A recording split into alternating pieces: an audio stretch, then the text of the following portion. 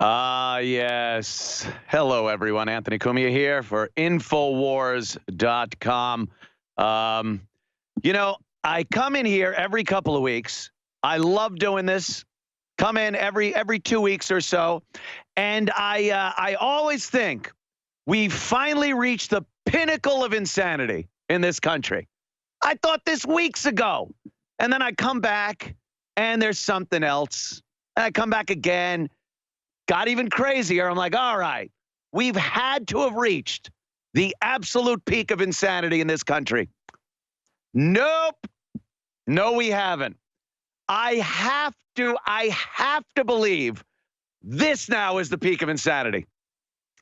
There is a mad Nazi frenzy going on in this country. Oh my God. Speak your piece. In defiance of anything that the progressive left has put out there. And oh my God, you're now a Nazi. Remember the quaint times when we were racists? Remember just being called a racist and you're like, at first it was like, oh no, I'm a racist. Let's change the discussion now from whatever we were talking about to me defending myself against being called a racist. Because, the argument was going much too well. And then racist got to the point where they called everyone a racist.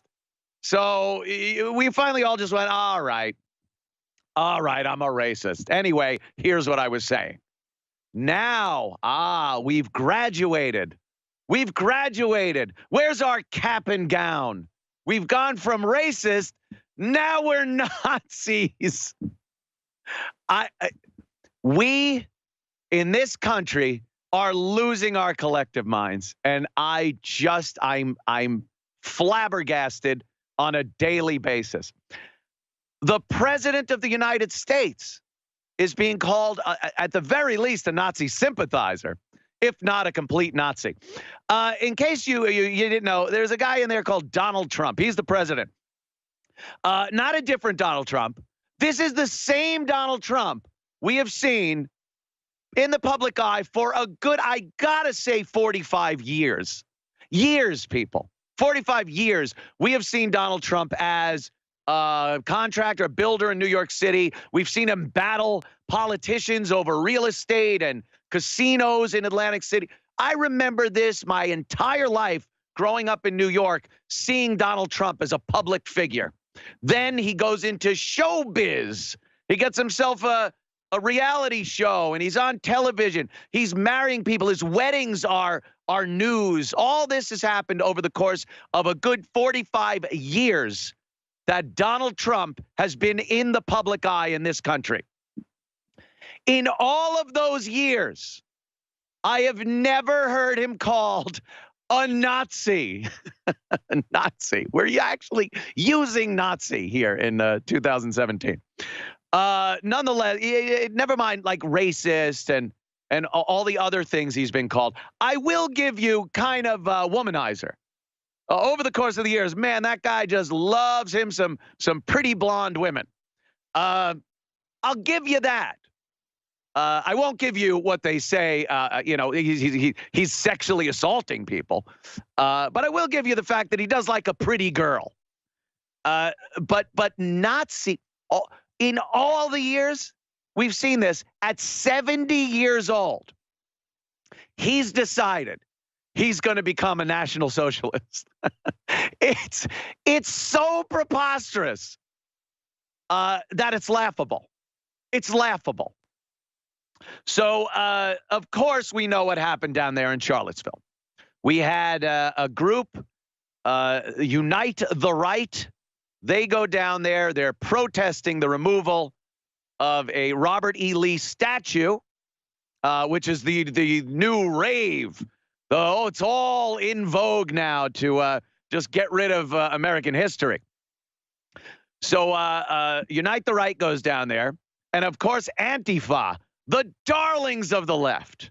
Antifa, the wonderful Nazi killers that they are. We'll get into them in a little bit. They go down there also to, protest, to peacefully protest things that they don't agree with in this country. because we all have the right to peacefully protest, assemble, speak our mind. It's part of our constitutional right. Number one, it's the biggie. Number one, freedom of speech and expression, right to assemble, free press, all that happy stuff that we say we understand and enjoy in this country. And some people are just trying their damnedest to rip it out from under us. So these two groups who despise each other go down there, and a riot ensues, fights, assaults. A maniac gets in his car, runs people over, killing a young woman, injuring 19 others. Donald Trump, our president, Donald Trump, gets on the news immediately and denounces everything that happened. He denounces the racism, the bigotry. He denounces the violence, the destruction of property, the lawlessness. All of this was denounced. I denounce you. He denounced it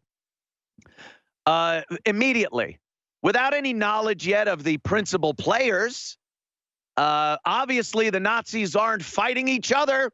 There's got to be someone else there that they're fighting. So he denounced everybody down there that was causing a problem and killing people and assaulting and destroying property. Was that good enough? Was that? Oh, right. No, it wasn't good enough. Not good enough. Why? Because it wasn't concise enough. It was vague. No, because Donald Trump said it.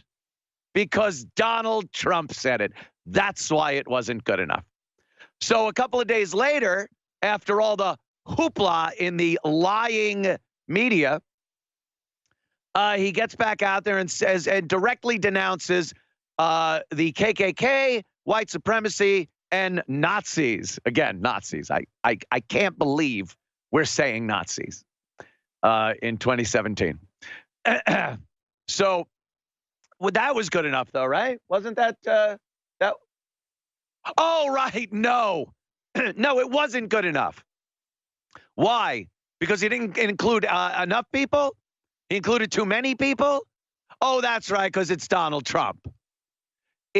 Can we all see this? Is it that hard to visualize what's going on here? That no matter what this guy does or says, the maniacal, insane, emotional group of children that are the progressive left will absolutely despise anything that comes out of this man's mouth? Is anybody not seeing this at this point? Because if you're not, I would definitely get checked out. I'd get a CAT scan on my head and see if there's a mass in there that's keeping you from distinguishing things that are right in front of your face. Because this is what is happening. And then you go to the lying news in their subsequent broadcast to his denouncing these groups, and they actually say he never denounced them. They actually say that he supports white supremacy and the Klan, the KKK. What is this? The 30s? A couple of rednecks with the stars and bars on their shirt, and then guys waving swastika flags. Let me tell you something. I don't think I've seen one of these guys on a soapbox in a town or a city extolling the amazing National Socialism. Little pamphlets. Hi, have I told you about National Socialism?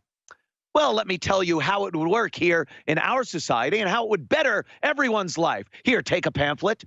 National Socialism was first, like those, that would be a Nazi. An idiot waving a swastika flag at another idiot waving a hammer and sickle flag are not Nazis and communists. They're idiots. And they're just there to fight each other. They're cosplaying. It's like Comic-Con. It's Comic-Con. That's what it is, Comic-Con. They're dressing in costumes and battling each other because they watched Braveheart, and they want to battle each other with sticks. These are, and the media is getting so carried away with it, and telling people that we have a problem in this country with Nazis. I'll tell you the hardest time I ever had with Nazis in the United States, playing Castle Wolfenstein. It's one of my favorite video games. Oh, those Nazis are crazy in that game. Crazy! But they're on my computer. It's a video game. Out in real life, I haven't seen many Nazis. And I haven't seen really many problems with I'm talking real Nazis. Not crazy people waving different flags and calling themselves Nazis or communists, Antifa, alt-right, whatever labels you want to put on these people that are committing assaults, violence, destruction of property. I don't care what you want to label them, as long as you know what they really are. Morons that are putting giant distractions in the way of advancing what we're doing or trying to do here in the United States of America. Getting people jobs, making our borders secure, keeping people safe from terrorism, internal or external. But the media, they run on a crazy Nazi frenzy. We'll be back in a matter of moments. Don't you go anywhere. Anthony Cumia in at Infowars.com. Anthony Cumia in at Infowars.com. I want to thank Alex Jones for the opportunity. I love this, doing this program. The Antifa, anti-fascists. That's what it is. I guess the anti is anti and the fa is fascist. They should take the anti off and just call themselves fa, because they are fascists. They really are the definition of what fascism it was, is, and always will be.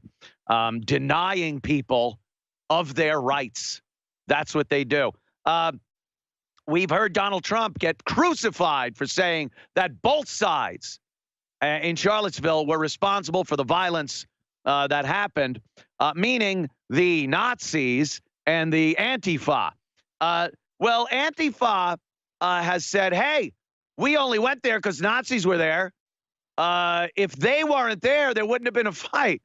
Well, the Nazis, the right, the Unite the Right people got a permit and wanted to march. Antifa came in as agitators.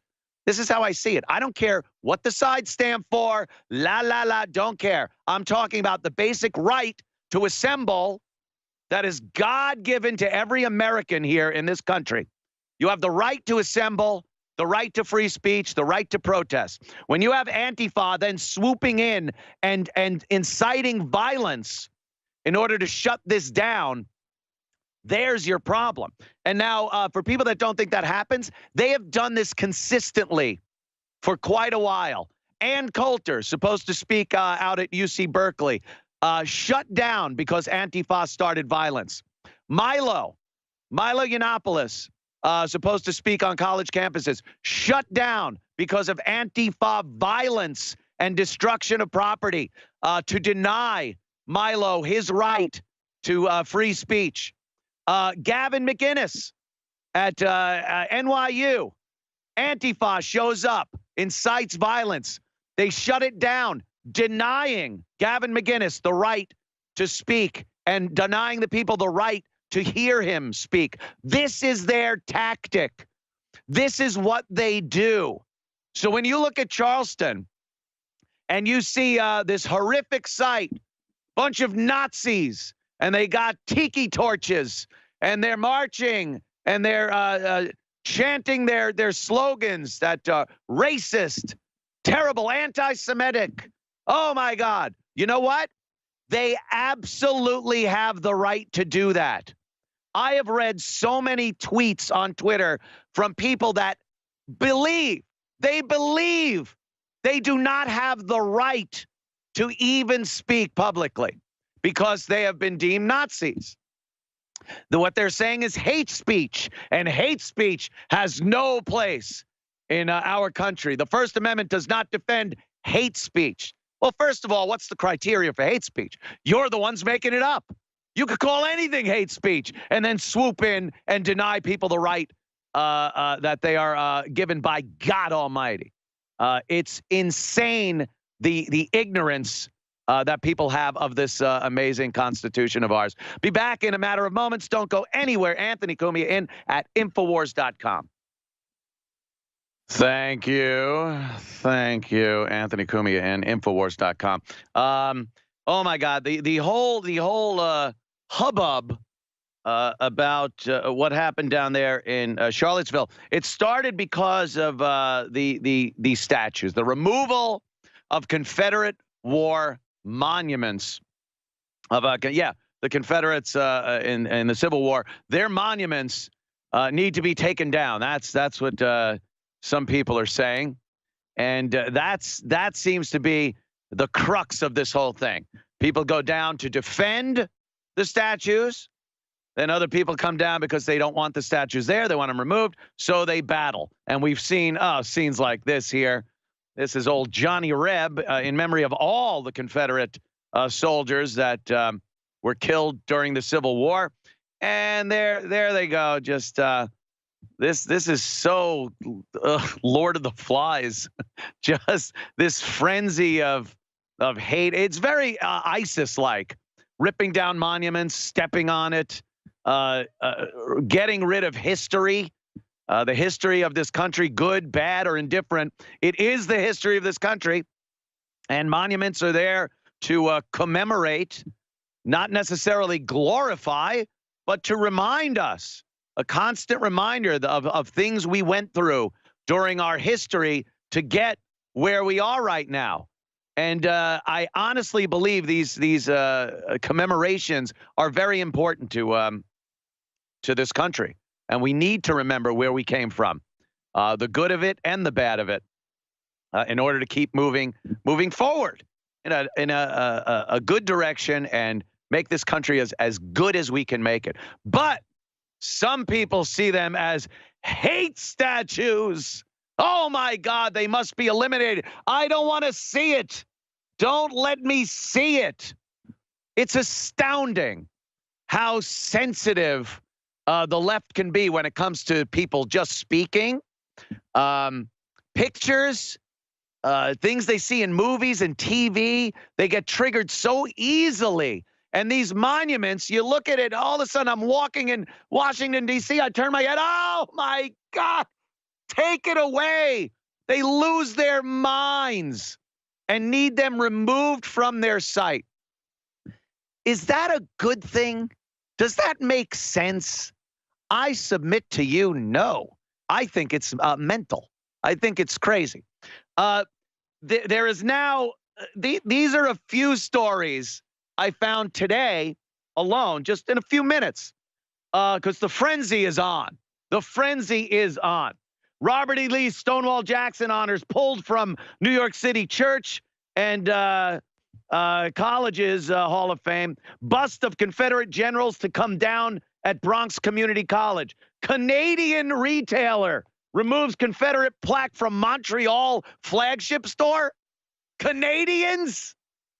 Facebook bans white nationalists over hate speech.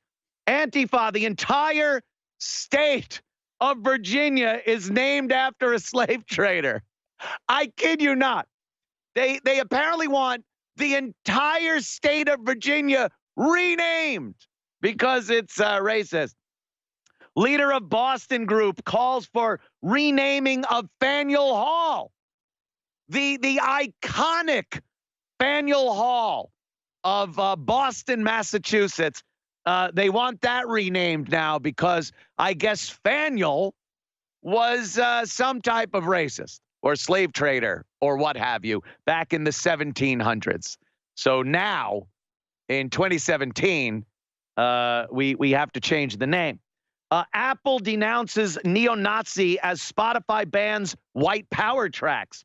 De Blasio, that's our lovely mayor here in New York, plans to take down New York City's hate symbols. And then this one. And by the way, this is just this morning. I just rattled through and found a few. I'm sure I missed hundreds more around the country where these people want all these monuments and whatnot removed.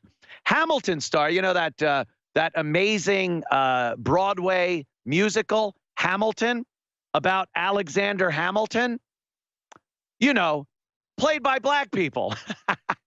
I swear to you, I wouldn't kid. It's astounding. We hear no cries of cultural appropriation when that happens. But if a girl wears hoop earrings, apparently she might as well be a slave owner. Actor Leslie Odom Jr. says public statues should not be erected to inspire. They should be erected to inspire us, to teach us and give us hope. But if they no longer do so, communities can decide that they don't want them anymore. Communities can decide? Communities? Or a few hundred rabble-rousers that want their way or no way? Even when it comes to statues of America's founding fathers. Leslie Odom Jr. open to removal of Washington and Jefferson statues. Yes, people. Yes, the things we were just moments ago joking about are coming to fruition. We joked about perhaps having to dynamite Mount Rushmore because some of the faces on there are people that, oh boy, I don't know, racists, slave traders, and whatnot. So we were joking about this, but they're serious.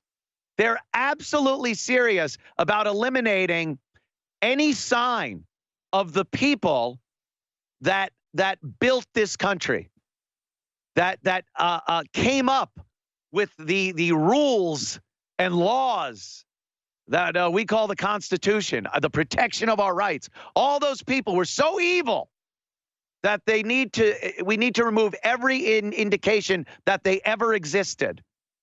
Does that sound good to you? Doesn't sound very good to me.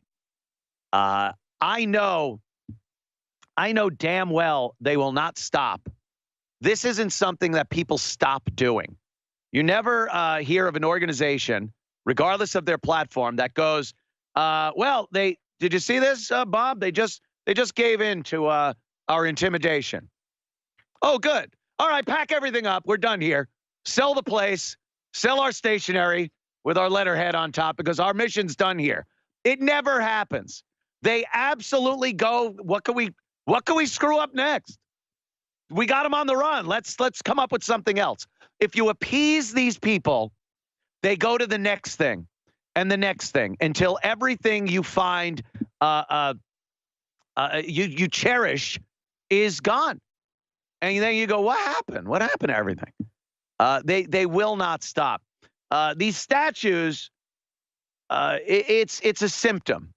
It's a symptom of the hatred of our society and what made this country great. A sense of pride in our nation, morality, ethics, family, all the things that made this country amazing over the course of the 200 and some odd years that we've been here, are bad now and need to be removed. It's gotten insane. So I came up with a few things last night. I think that was that I think are appropriate. There's a statue. There are a few monuments in this country, as we speak, monuments in this country to a man that was directly responsible for killing 268 American soldiers. And there are statues and monuments to this man in this country, and no one is trying to have that taken down. And I'm not talking Confederate soldiers. I'm talking statues and monuments to a man that was directly responsible for killing 268 American soldiers. And you can find monuments to this man. His name, Sitting Bull. Tatanka. Sitting Bull. You might remember him. He was responsible for the Little Bighorn battle with George Armstrong Custer. Custer's last stand wiped out 268 men, including the old general himself. We were at war with the Indian Nation. Just like people say we were at war with the Confederates. Why do we have his statue? Why do we have Confederate statues? We're at war with the Indians. During a battle, American soldiers were killed by this man we were at war with. Why then is there a statue of Sitting Bull? A guy that fought America. There it is. There is Tatanka, Sitting Bull. And there are amazing carvings of his face on mountainsides and whatnot. And no one clamoring to have that taken down. No one clamoring. Why? Oh, why am I asking why? Of course I know why. Stop. Because he's not white. That must be it. It's the only thing I can think of. Falls into the same criteria as any Confederate soldier would at the time, at war with the U.S. But for some reason, we'll keep that up there. I've also heard, hey, these statues, we should take them and put them in a museum. Put them in a museum where people could see them without them being glorified outside. Let me tell you something. I think where a statue is, when it was placed, what it says, how it's posed, when it was put there, why it was put where it is, all of that is in context. And if you want to actually learn about something and get some knowledge as to our history and why this guy is even a statue and what, that's how you should do it. You should be able to interpret it yourself in why it was placed there. It's not all of a sudden you don't walk up to a Confederate war statue and go, "Oh, cool, I'm now a Confederate." It's to educate. These things are artwork. They're works of art. Somebody's expression, someone's interpretation of a moment in history. And you always hear the progressives trying to defend their artwork. Remember Piss Christ? A crucifix upside down in a jar of urine? And the defense from the left that came out defending that. These are works of art. I defy anybody to tell me different. And put them in a museum. Why? So they could then be put in the context. Talib had a great line. He goes, yeah, you'd walk in and it would just say Museum of Hate. Museum of Hate. And you'd walk in with already this bias of what this is, with someone else's interpretation of what these statues are about, someone else's narrative of why they're in this museum, instead of you being given the opportunity to interpret for yourself what these works of art are around our country. But again, the worst thing the left can ever believe, think, or see are people making up their own minds, are people listening to other people speak, giving a debate, and then coming out with some kind of conclusion based on mutual respect and dialogue. Oh, the left hates that. They want to tell you what you should or shouldn't see, hear, or say.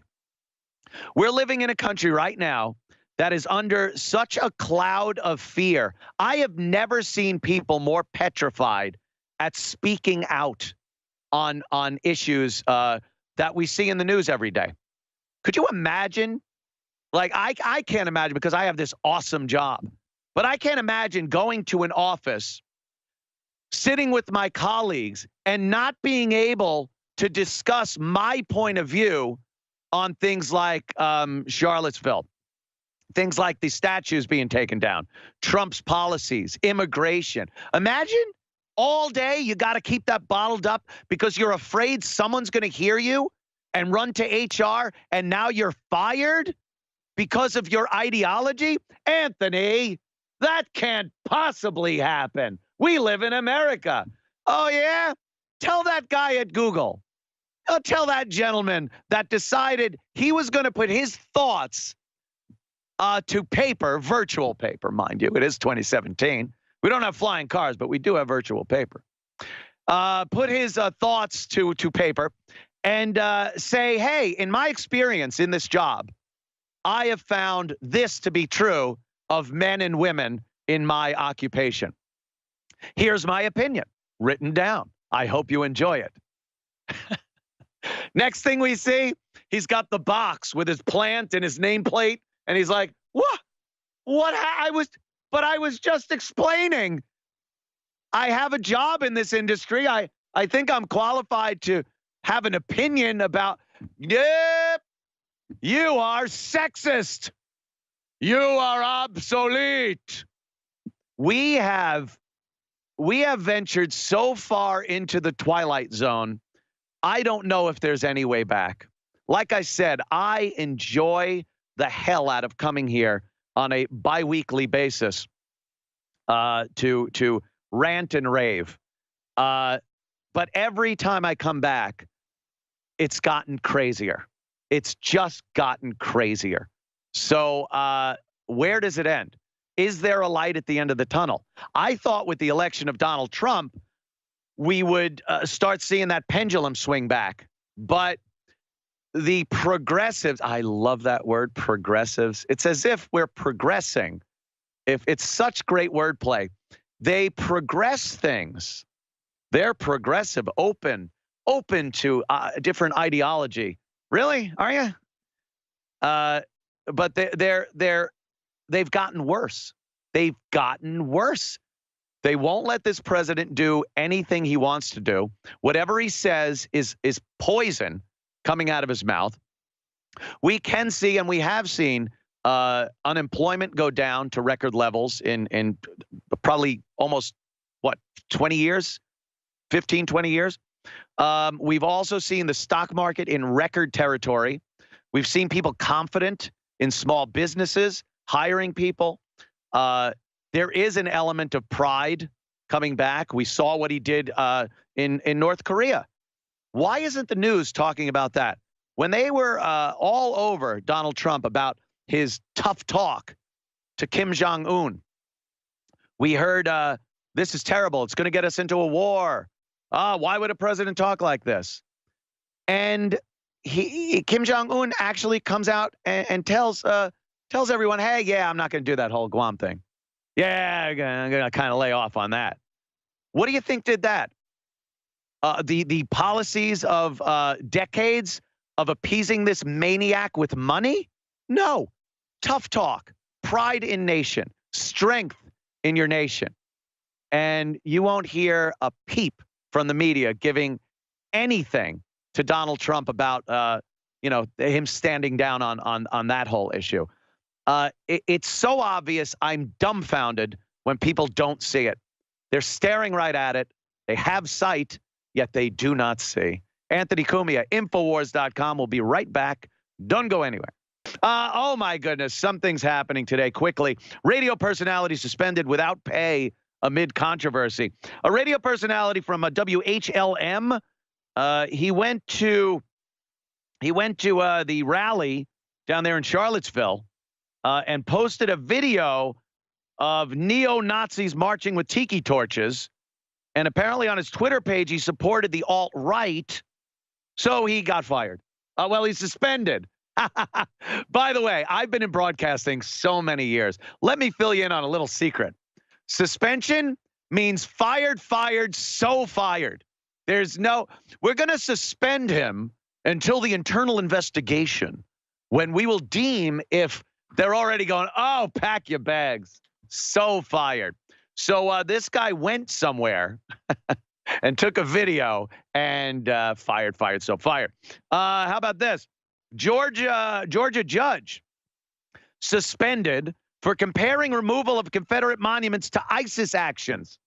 I think a lot of people, when they saw the statue of Johnny Reb being taken down by vandals, there it is. I think a lot of people made that kind of comparison to ISIS. We have seen ISIS knocking down Christian monuments in the Middle East and stomping on them, knocking down tombstones, anything that isn't Islamic. They come through like locusts. And it was very similar to watch. But just saying it, and a judge gets suspended. This is America. This is the leftist version of the United States of America, where you are not allowed to speak your mind. You are not allowed to have an opinion that varies from the left. Because the second you do, they will find a way to get you fired, sully your reputation. That's what they do. Airbnb is saying that they are going to fight anybody that they consider a Nazi from getting using any of their properties. Do they do this for Black Lives Matter? Do they do this for Antifa? And Apple, of course, denounces neo-Nazis as Spotify bans white power tracks. I don't even know what that is. Thanks for joining me, Anthony Cumia, here at Infowars.com. We'll see you in a couple of Thursdays. Have a pleasant rest of your day.